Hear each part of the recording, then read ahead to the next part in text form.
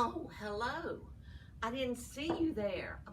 You know, I was just having the drink of kings, and you know, when you drink the drink of kings, you have to wear a crown. Well, I'll put that off. I'll tell you all about that in a minute. The drink of kings. And only kings and queens could drink it. We'll find out about it. Our story today, our lesson is on spice. The history of spice. And this is a map of the world. This is the United States right here in this area. But spice has come from South America, Mesoamerica. It's come from Africa, Egypt, Greece, India, Malaysia, islands. And we're going to find out about the history of spice. And we're going to start off with something that's on your dining room table at home, or maybe your kitchen table. This is a salt shaker. This is a pepper shaker.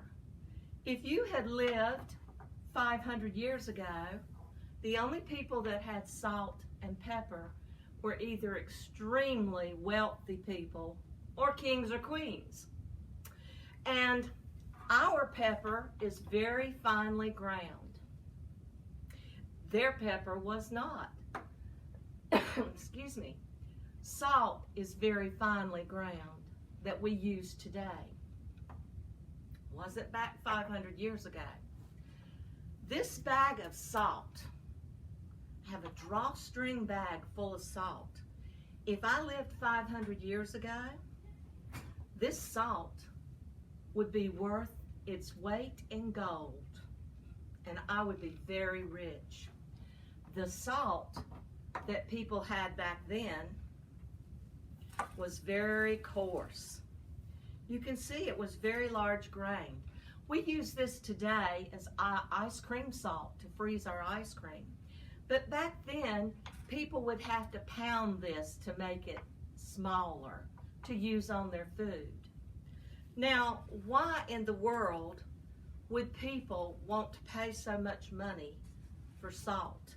I mean, you have a salt shaker on your table. Well, let's go back in time. 500 years ago, there wasn't any refrigerators. And so you had to hang your meat up to dry, or you could smoke it, but you wanted to make sure that your meat did not turn rancid. In other words, spoiled. So people would use salt to preserve their food. Also, people use salt to flavor the food, to give it a taste. And also, if the food was spoiled, salt would help to hide the spoiled taste. Now, they called peppercorns because they were little round balls. Now, you might have a pepper grinder at home, but they didn't grind their pepper back then, and the reason is it was in little seeds. Just little seeds, little round seeds. Now this pepper had to be ground up to use, or you could use it whole, but the pepper in the seed form would last a much longer time and be more potent than pepper that was ground up. And this little bag of peppercorns, which is like half a bag, would be worth more than salt in gold. And if I had this little bag 500 years ago, I would be very, very wealthy. I would be the Bill Gates of the 1500s. So peppercorns and salt were a needed commodity, a needed staple, but not many people had it because it was so expensive, and only wealthy people, kings and queens, could afford to have this standard in their food. Now, I'm really going back in time now. I was so excited about a week or two ago, a new book came in. This book is called The Third Gift. The author is Linda Sue Park. She has written a Newbery winner called A Single Shard. So she writes very, very well. And as I looked at it, I could tell it was from the Middle East. And it was a little boy, and he's dressed in robes. Well, the Arab people still dress in robes. So I thought, is that a book of today? Or is it a book of yesterday? And I started reading, and so shall we.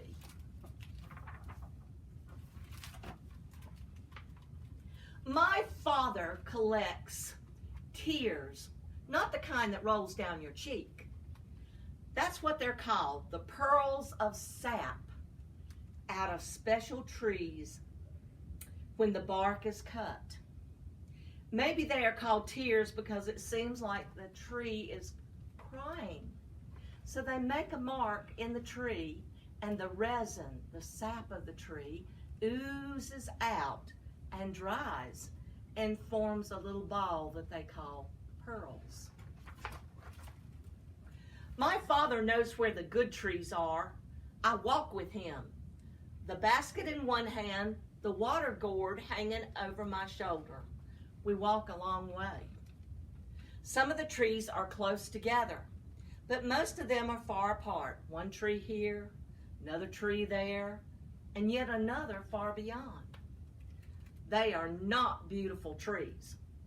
Their branches are stunted, knotty, spittily looking.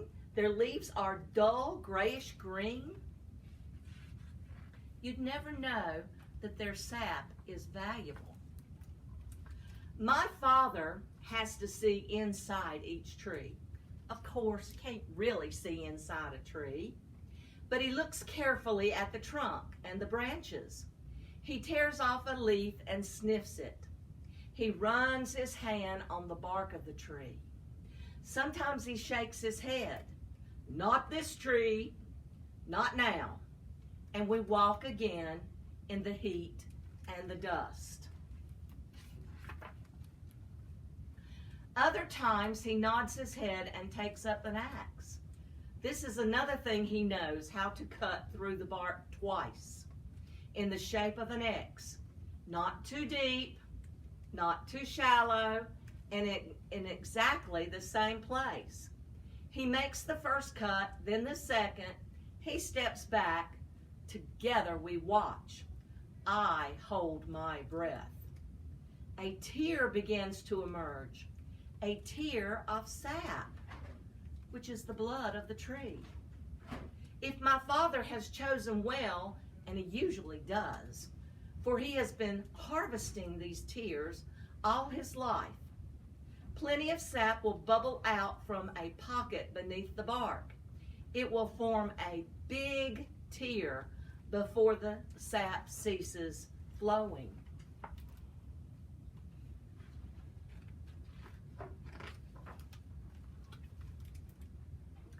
The outside of the tear will dry in the hot sun until he can pick it off with his fingers.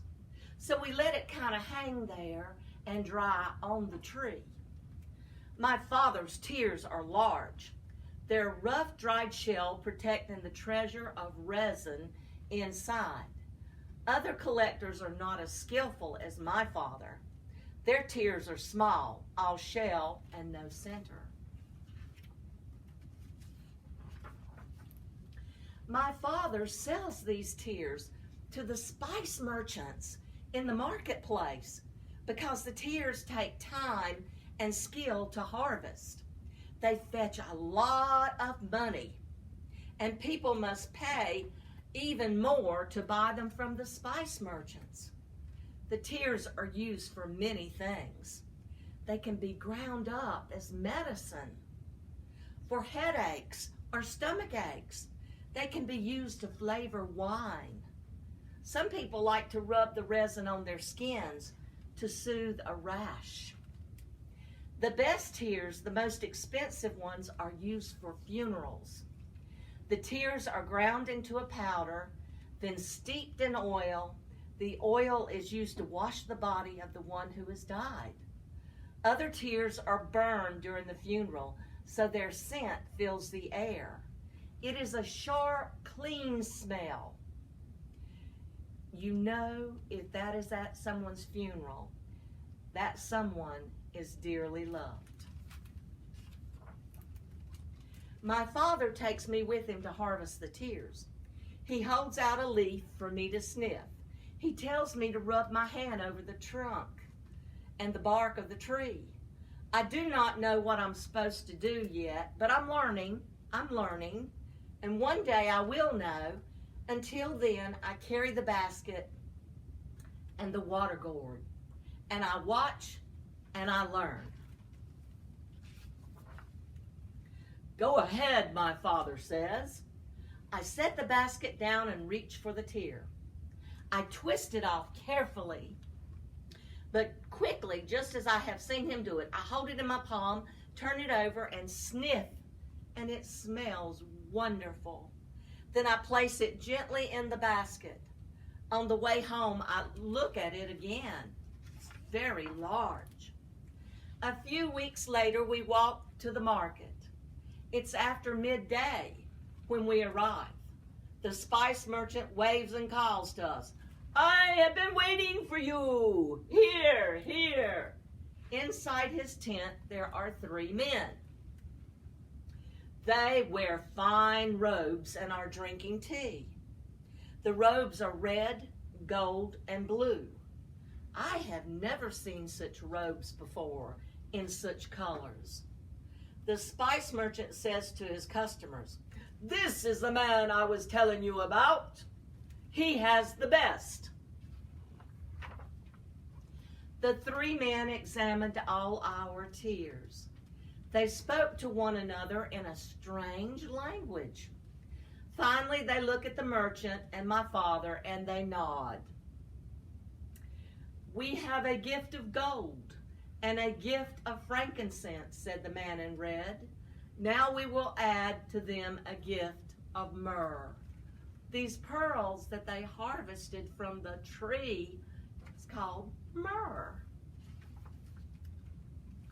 As the spice merchant wraps the tears, he says, "May I ask who these gifts are for?" I was glad he asked, for I wanted to know too. And the man just smiled. He said, "We are seeking the one." I frowned a little. Myrrh's a strange gift to give somebody, and so is frankincense. Now gold, I understand that. The men paid for the myrrh and took off across the desert on camels. Now, after I read this story, it could be today. People still wear robes. People still harvest myrrh from the sap of trees. And they still ride the camels across the desert. But I have a feeling this story took place 2,000 years ago or more. And I thought it was very appropriate for talking about spice and the history of spice. I just so happen to have some frankincense and myrrh. Frankincense looks like a rock I'm holding up right now. It also is tree sap. It smells wonderful. The ancient Egyptians would throw this in the fire and it would make an aroma and fill the room with this wonderful scent. They also did the same with myrrh. In this case, myrrh looks kind of like a rock too.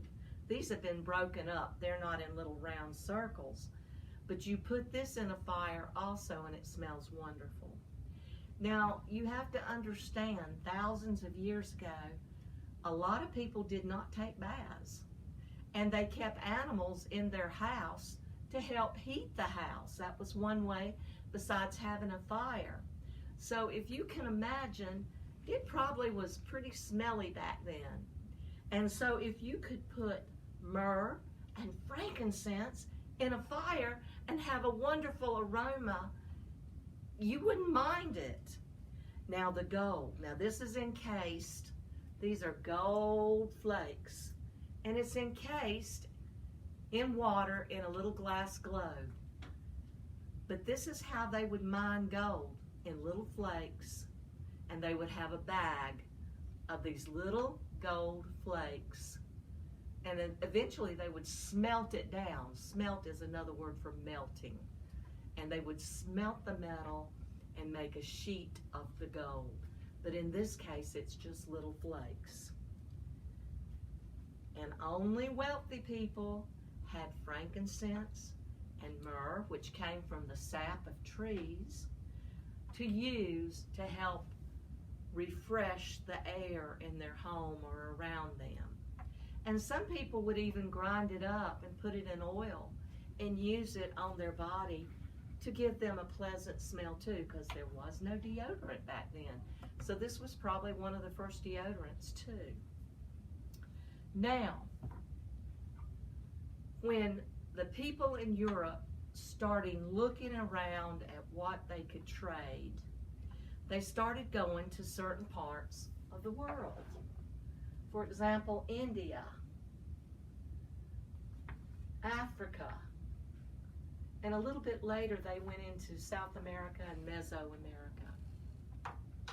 What they found, and they would never tell them where it came from, for example, cinnamon. I know you've had cinnamon French toast. That's one of my favorites. Well, I'm going to tell you a little bit about the history of cinnamon. Cinnamon was first kind of cultivated by the Chinese, and the people in India also cultivated it. And they would never tell the Europeans where they got it, because what they would have were these rolled up sticks. This is cinnamon. Cinnamon is the inner bark of the cassia tree. And the Chinese would say, oh, once a year the dragons will come and breathe over the water, and we set up nets and we capture the dragon's breath, which turns into this, and we sell it.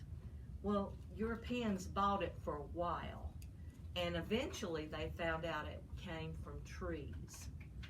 But today, a lot of the cinnamon is still grown in India, Africa, and China, and some of the islands in Indonesia. And what will we do without cinnamon? It's one of my favorite spices. Now this is a spice that my mother always put in spaghetti sauce. It's a bay leaf. You know, sometimes you're walking outside, you just look at leaves. Leaves are interesting, but leaves, and you have to be careful. Some leaves are good for cooking, and this is a bay leaf. It's from the laurel bush. This gives a nice taste to stews, to spaghetti sauce. It's good in meat when you're cooking meat too. Now, this leaf stays rigid and hard, so you want to take it out. It won't poison you, but you want to take it out and not eat it because it stays very rigid. And you can buy bay leaves in the grocery store. All these spices actually came from a grocery store, because we don't live 500 years ago. We live today, and we can get just about everything we want. This one, I grow this one, and I just like it because it makes like this pretty planter, and it smells so good when I go inside to my house, and it's rosemary. Rosemary is wonderful on lamb, which I don't really cook lamb, and rosemary is also wonderful on beef and chicken. This is ground up rosemary. You can get fresh rosemary or dried rosemary. This is the dried. Oh, it smells wonderful. And it helps bring flavors to your food and wakes them up and makes them very appetizing. Rosemary is used a lot in France. They cook with everything rosemary. But this also started out in the Middle East and made its way to Europe with the spice traders. Thyme. Thyme is another herb, also that came from the Middle East and was used hundreds and hundreds of years ago, maybe even 2,000. And people put it in the food. They used it for medicine too. These things would help if you had heartburn, if you had upset stomach. And people use this, and this is the dried thyme, on their food, or they could add some oil, or they could add some fat and rub it on a problem on your skin, and it was medicinal, became medicine. So herbs could be either used to cook with or to heal with. Now, this is a very unusual herb, spice, and we don't use it that much here in America. Now, some people do. It's called the star anise, and I'm going to show you. It's actually a beautiful spice. It is the fruit off of a tree, and the reason it got the name is because it looks like a star, and it smells like licorice, and I don't really like that candy, but it smells wonderful. But we don't cook with it that much. The French do, the Chinese do, and people in India do, or if you cook Indian dishes, you would use this a lot in your cooking. Now I'm going to share with you the most expensive spice on earth. Yes, I have some. And this is saffron. When I was a school librarian, I had a little girl whose mother was from Spain, and her mother wanted me to come and have dinner with them. And she fixed a native dish called paella. Well, I went, and it was delicious. It was a rice dish, and she put chicken in it, she put shrimp in it, she put tuna in it, and I believe she had another fish in it, because it's something that you can add any kind of meat you want in it. And it was delicious. The rice was not white. The rice was yellow because of these little tiny, it's in a plastic case here, I don't know if you can see. These are the stamens from a flower, the little inside particles of a flower. And it takes forever to pick and get enough. So this is very expensive, and you don't use very much. You use just one or two, and it dyes the rice a beautiful yellow color and gives it a very delicate flavor. Now, saffron, we don't use it that much, but if you ever need yellow rice, you can do that. Or if you can't quite afford saffron, you can use turmeric. Turmeric will also turn, but it doesn't have the same flavor. Now let's get back. Oh, I got to put my crown back on, because remember, I told you I was going to tell you about the drink of kings. Marvelous. I bet you've had the drink of kings. It's hot chocolate. Back 500 years ago, in the 1500s, only kings and queens could have it. You see, the Spanish explorers went to South America, and in there they would drink this bitter drink from cocoa beans that were ground up. It was very bitter, but it gave you energy because it had caffeine in it. So they brought it back to Europe, and they added sugar to it, which made it much better. But only kings or queens could drink it. There was even a law. Only kings and queens. Well, I bet you've had some and are going to have some more this year. Just remember, when you drink hot chocolate, you are drinking the drink of kings. And I hope you enjoyed my spice program.